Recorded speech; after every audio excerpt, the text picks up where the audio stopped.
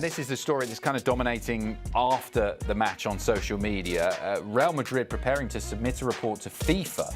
This is reportedly from the Athletic, football's world governing body, to detail what is happening in Spanish football with regards to refereeing, in inverted commas. An announcement on Real Madrid TV, the club's official media channel, confirmed on Saturday, following their 2-1 victory at Real Sociedad, which we just saw, that the dossier would reference incidents in Spanish football both this season and last. Real Madrid is preparing a report with everything that has happened in these first 4 rounds of La Liga and what happened last season, said the announcement. A dossier, that report, which is going to be submitted to FIFA so that they take good note of what is happening in Spanish football with regard to refereeing. I mean, Stefano, does any club in world football complain more than Real Madrid? About refereeing? Absolutely not. What about anything? You know, Barcelona, refereeing, players being unfairly done by any. It's just crazy. Every week there's something. Yeah, it's interesting. And look, you can look at what happened today with Dean Huisjen, and yeah, maybe it wasn't a straight red. Again, you mentioned it was a poor challenge, so regardless, it was a difficult decision that the player put himself in. And I don't think that we're looking at Real Madrid's issues with refereeing, and I don't think we can say there's been anything absolutely egregious by the referees that you have to say, well, this is necessary to file this report and to have FIFA look into the refereeing in Spain. Because all of the players, all of the teams, all of the clubs, they're on the same playing field here. Refereeing is very difficult. And yes, it's completely fair to criticize because they do get a lot of calls wrong in every league, not just in Spain. In the Premier League, we've had issues with VAR, with refereeing. In Italy as well, everywhere you go, there is issue with refereeing. It's a very difficult job. So for Real Madrid to single themselves out here and say that they are being unfairly treated by referees and we need to look into the refereeing in Spain, I think is a bit much for Real Madrid. And I think it is a little bit of PTSD from some of the issues that Barcelona has had in the past with their refereeing and you know, investigations into their issues with referees. So I do think that there's a little bit of PTSD from that for Real Madrid fans. But this is a lot from a club that is at the top of the footballing world, whether they're winning or not. It's Real Madrid we're talking about. Yeah, I think it's a fair point. If FIFA want to look into refereeing quality and do a study into that across the board, then fair enough. I mean, you would not necessarily disagree with that. No.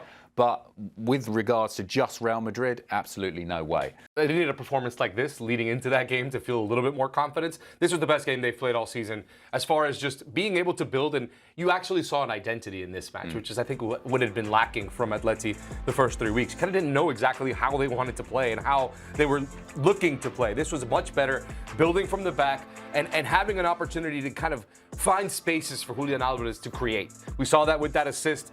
He had a couple of shots as well, but I think that's key to play off of Julian. He's got so much talent in the kind of that center forward role. They can also come deeper a little bit and be able to facilitate for some other players, some other attackers. You finally saw that today from Atleti, and I think that this is what they need to build on now moving forward and just try to erase what happened the first 3 weeks of the season. Some more news from La Liga. Barcelona play tomorrow in one of the Sunday games against Valencia, but injury news from them on social media regarding Lamine Yamal. We were expecting this, experiencing discomfort in the pubic area and is currently unable to train or play. I think they mean groin by that. Yep. His return to training will depend on how his condition evolves. Hansi Flick, he was a little bit annoyed, wasn't he, about this. He gave a statement as well, some quotes that was given to journalists about how he felt about the fact that obviously Lamine Yamal was injured and why on earth did he play in these games over the international break, given the fact that this is a long-running issue against Bulgaria and Turkey. And this is what Flick had to say. Lamine goes to the national team with pain, didn't train, had painkillers to play. They were 3 goals ahead in every match and he played 79 and 73 minutes. Between the matches he didn't train. This is not taking care of players. Spain have the best team in the world in every position.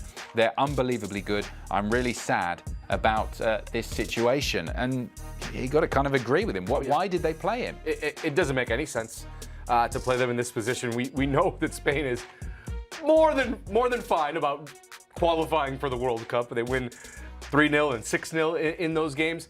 We've discussed this many times on this show, where I do believe that Lamine Yamal is kind of in a dangerous place because his career started so early and he's played so many games and he's just 18 years old.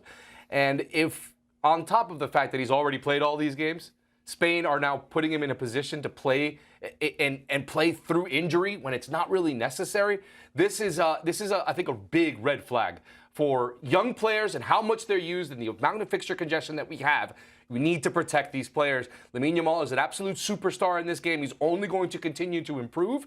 But if you start putting him in these positions where he's playing games that aren't necessary when he's injured, not even training in between, it already puts the player in a very dangerous position as far as his career longevity, how long he'll be able to maintain his level, and how long he'll be able to play this beautiful game. Because when you're talking about, I think the biggest stat, the biggest craze is he's already played over 100 games in his career as a professional.